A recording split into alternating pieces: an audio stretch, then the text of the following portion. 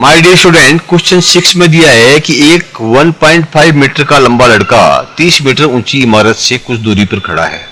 देखिए चित्र बनाते हैं। ये एक इमारत है जिसकी ऊंचाई 30 मीटर है, यहाँ से लेके और यहाँ तक 30 मीटर है। एक लड़का जिसकी ऊंचाई 1.5 मीटर, यानी ये एक लड़का खड़ा है जो यहाँ से लेके इतना ऊंचा है, 1.5 मीटर उसकी लंबाई है, यानी YD। बिल्डिंग की ऊंचाई 30 मीटर है और इसके 1.5 मीटर है। Angle of elevation from the his eyes to the top of the building increases from 30 to 60 degree. ये इसका खड़ा है, यहाँ पर इसके पैर हैं, यहाँ पर इसकी आईज है। इस आंखों से वो जब इसकी टोटल ऊंचाई की तरफ देखता है तो उसको अपनी आंखें जो है वो 30 डिग्री ऊंची करनी पड़ती है। और जैसे ये लड़का यहाँ से इधर चलता है तो इसकी जो है जब यहाँ पहुंच जाता है तो ये 60 डिग्री हो जाता है, यानी इसकी आंखें ऊंची हो जाएगी। इसको ऊंचा देखना पड़ेगा, यहाँ से कम ऊंचाई पे देखना पड़ेगा या ज़्यादा ऊंचाई पे देखना पड़ता है।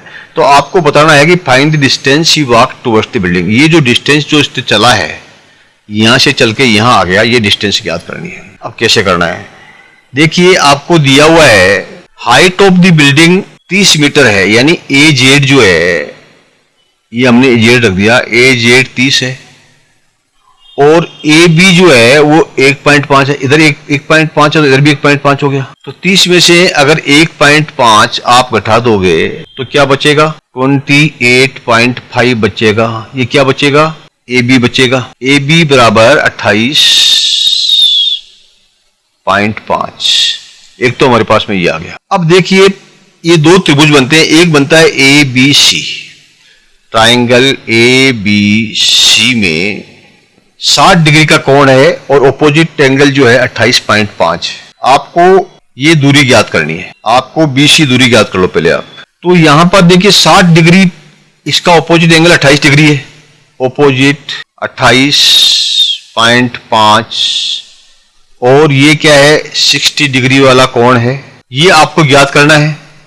तो देखिए इनका रेशियो क्या होता है, अगर ये 60 डिग्री होता है तो ये 1 होता है, ये 2 होता है और ये √3 होता है। जब 60 डिग्री होता है तो इससे डबल होता है ये, ठीक है। यानी संलग्न भुजा जो है 60 डिग्री की, इससे ये जो भुजा है हाइपोटेन्यूज है वो डबल होता है। और ऑपोजिट जो है इन दोनों का स्क्वायर करके, दो स्क्वायर में से एक का स्क्वायर लेस करेंगे तो √3 हो जाएगा।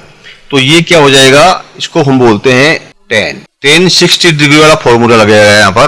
तो tan 60 डिग्री में क्या होगा कि ऑपोजिट अपॉन एडजेसेंट, ये ऑपोजिट और ये है एडजेसेंट, तो opposite upon adjacent.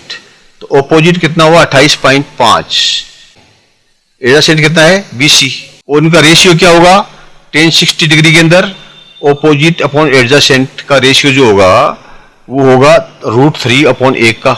tan 60 degree में ऑपोजिट अपॉन एडजेसेंट, ये ऑपोजिट ये एडजेसेंट, इसका रेशियो √3 और 1 का है। तो 28.5 का और इसका रेशियो भी इसकी तरह से आएगा, ये √3 है तो ये 1 होगा। यानी कि हम ये कह सकते हैं कि इसको आप क्रॉस कर दो तो ये BC √3 बराबर 28.5 मीटर या BC बराबर 28.5 अपॉन √3 मीटर। तो ये हमारी दूरी आ गई, एक तो क्या 28.5 √3। अब आपको निकालना है ABD जो है ट्राइंगल, जो पहले आपने ABC ये छोटे वाले का निकाला था, अब आपको ट्राइंगल ABD में 30 डिग्री है। तो इसको आपने ऑपोजिट आपको पता है और निकालना है आपको BD की लंबाई, अपोजिट अपॉन BD। और 30 डिग्री का जो है रेशियो क्या होगा, जैसे यहाँ पर √3 अपॉन 1 था, यानी ये √3 था और ये 1 था और ये 2 था। अगर 30 डिग्री में क्या हो जाएगा, चेंज हो जाएगा, ये 1 हो जाएगा और ये √3 हो जाएगा और ये 2 हो जाएगा, ठीक है। क्योंकि ये डिग्री बढ़ गई, ये लंबाई बढ़ गई, ये लंबाई बढ़ गई तो एक से ज्यादा, पहले एक थी एक से ज्यादा होगी यानी √3 होगी। यानी इसका जो है इसका और इसका दोनों का स्क्वायर करके और जोड़ेंगे तो 2 का स्क्वायर आ जाएगा, 3 का स्क्वायर 3 + 1 4, 4 का √2, ऐसे हो गया ये। तो इसमें ऑपोजिट 1 है और ये जो कितनी है √3 है, इसका रेशियो इस तरह से आएगा ये, यानी O सामने वाला जो है इसकी लंबाई कितनी 28.5 है। आप इसको ऐसे भी लिख सकते हो 28.5, ये तो हो गया ऑपोजिट वाली। इसके नीचे आप लिखो BD और इसके इक्वल में क्या है, रेशियो क्या आएगा 1/√3। अब आप इसको क्रॉस कर दो तो BD बराबर कितना आया, इसको इससे गुणा कर दिया 28.5√3, ठीक है 28.5√3। ये आ गया आपकी BD की लंबाई यहां से लेकर के यहां तक की। तो यहां से लेकर यहां की है 28.5/√3 और यहां से यहां तक की है आपकी 28.5√3/√3। तो जब इसमें पूरी में से अगर आप इसको निकाल दोगे BC को, यानी BD यानी पूरी इसमें से लेस कर दो BC, तो क्या आ जाएगी CD जो आपको निकालनी है, ठीक है आपको निकालनी है। ये रुकी कितना पैदल चला, वो यहां से लेके यहां तक चला CD, तो CD बराबर BD माइनस BC, यानी आप CD कितना होगा, BD कितना है 28.5√3, ये तो BD है, और माइनस BC कितना है 28.5√3। तो ये हमने यहां से मिटा के खाली जगह कर ली। अब इसको सोल्व करो आप।